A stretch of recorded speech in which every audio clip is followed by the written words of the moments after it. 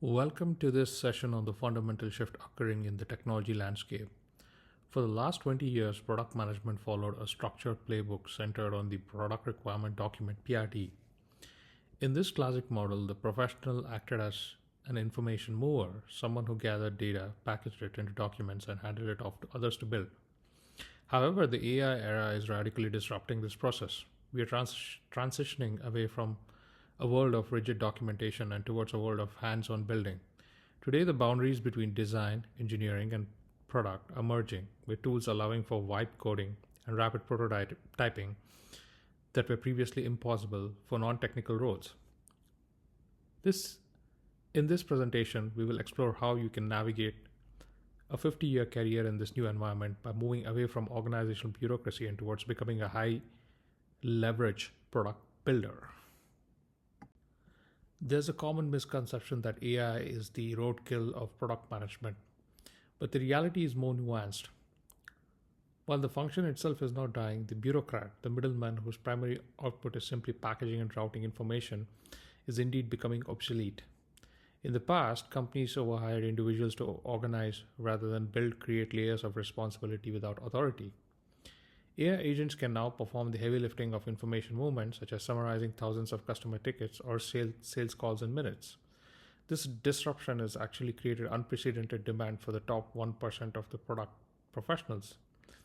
These product builders are not valued for their ability to move data, but for their judgment. We are seeing 8-figure annual compensation for leaders who can look at synthesized data and exercise the human courage to decide what exactly should be built. Understanding where a product sits on the growth S curve is critical for defining your role. Phase 1 is the search for product market fit, or rubbing two sticks together, phrase that is exclusively driven by founders and rapid disposable experimentation. Phase 2 is marked by sucking sound of demand. Here, the focus shifts to resilience, process, and gluing teams together as the product begins to scale. Phase 3 is hypergrowth, which historically required massive product teams to manage the sheer scale of expanding into adjacent lines.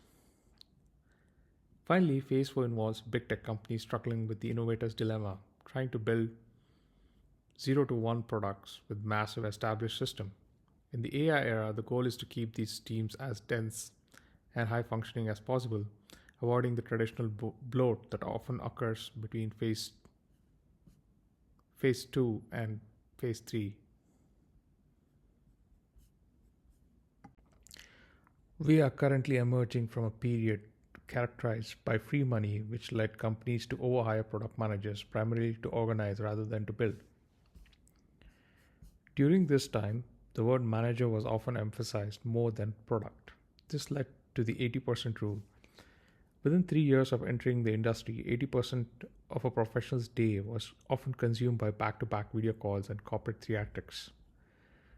The primary output became slide decks for executives, while the actual builders, often the individual contributors at the bottom of the hierarchy, were entirely absent from the decision-making room. This culture of moving information rather than creating value resulted in organizations that expanded their staff without proportional increase in output. The current market correction is pulling staffing levels back to more sustainable builder-centric models. The AI disruption in product workflows. Let's compare the before and after workflows of a product professional to see how AI is changing the daily grind. In the information mover model, a person would spend their entire week reading 1,000 support tickets, talking to 50 salespeople, and writing 20-page status report for a VP meeting. This was essentially mind-numbing manual data processing. In the product builder model, an AI agent digests all these daily interactions instantly.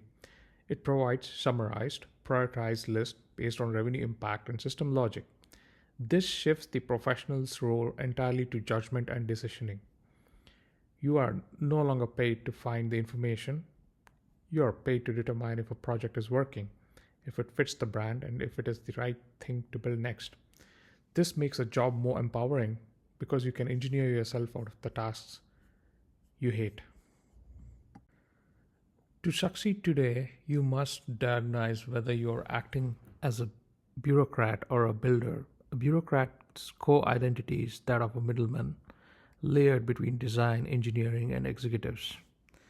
Their primary output is stakeholder alignment and status reports. In contrast, a modern product builder is a hands on creator who interacts directly with systems and produces cloud code or rapid prototypes. The organizational role is no longer siloed, it merges fluidly with engineering and design. Most importantly, the meeting stance is changing. We are moving towards a no meeting culture where teams gather briefly for high bandwidth connection, but rely on the AI to explain ground truths and the future plans the rest of the time.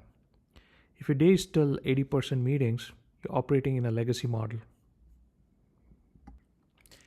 There is currently a stark divide in the industry regarding job satisfaction and security. On one side, we see high anxiety among middle managers who are 8 to 15 years into their careers. These professionals were often promoted to manage people rather than products, and they rely heavily on organizational structure. Because they often lack modern technical skills, they're highly vulnerable to the layoffs currently sweeping through the big tech. Conversely, we see high joy among executives and the new graduates. These groups are hands on, building directly with AI agents and experiencing record high salaries. Joy in tech is now directly proportional to how close you are to the actual building. If you can use AI to unblock yourself from dependencies, you are positioned for an unprecedented leverage.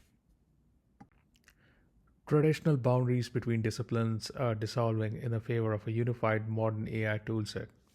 Designers are now vibe coding, and engineers are increasingly dictating product strategy. High quality frontier employees no longer value legacy corporate brands on a resume. They don't care if you spent 6 years at a giant firm if your time was spent in back to back meetings using outdated stacks. Instead, they test exclusively for modernity. They want to know you are learning the new tools while you're interviewing. Is your entire workflow inherently built on AI? The new standard is the product builder who can prototype and build regardless of their specific title. When looking at how large organizations innovate, we see two dominant philosophies. The first is founder led willpower, where massive capital bets are made by sheer will rather than consensus. These projects often slow to kill even when failing because they are tied to long-term vision of a new computing platform. The second is ruthless iteration, a philosophy centered on speed to market. The lesson of products that beat incumbents is often that that staring ugly and improving rapidly is superior to a published but slow release. For example, shipping every 6 weeks instead of every quarter can be a decisive competitive advantage.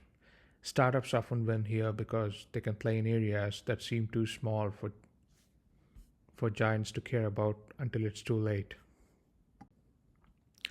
It's time to rethink the timeline of a modern career because tech work is not physical labor intensive. A 50-year career arc is the new reality. However, the average job tenure in tech is only about 2.5 years. If you do the math, your career will likely consist of 15 to 18 distinct chapters. You must stop viewing your career as a few long periods, like in a hockey game, and start viewing it as a book. This requires a fundamental change in how you define job tenure. Success is not about staying at one company for a decade, it's about making sure each 2.5-year chapter is intentional and builds towards a larger narrative of growth and impact. The single most expensive career mistake you can make is obsessing only over your immediate next job. To avoid this, you must apply the strategic rule always optimize for the second job out. When considering a role, ask yourself how the chapter you are writing today sets up the maximum leverage, learning, and network for the chapter after next. If you identify a rocket ship, a company experiencing massive growth, find a seat regardless of the title.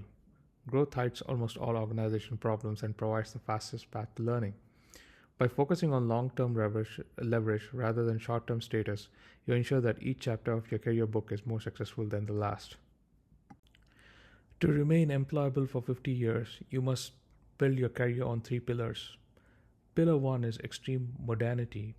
Relying on your past experience at a legacy giant is now a liability. You must be actively using the absolute latest tools, including cloud code and AI agents, on a daily basis. Pillar 2 is systems thinking. As AI makes construction easy via prompting, the engineering bottleneck disappears. The only remaining question is, should this be built? You must understand how products fit into a larger system and brand. Pillar 3 is thriving in the unstructured. Your grades are irrelevant to employers. The ultimate career moat is the ability to make an impossible, undefined problem in an environment with zero management and push it forward anyway. Beware of loud communities, massive monetizing groups filled with people learning the craft rather than practicing it. The highest value coaching and networking cannot be scaled. Instead, focus on building high value passive networks.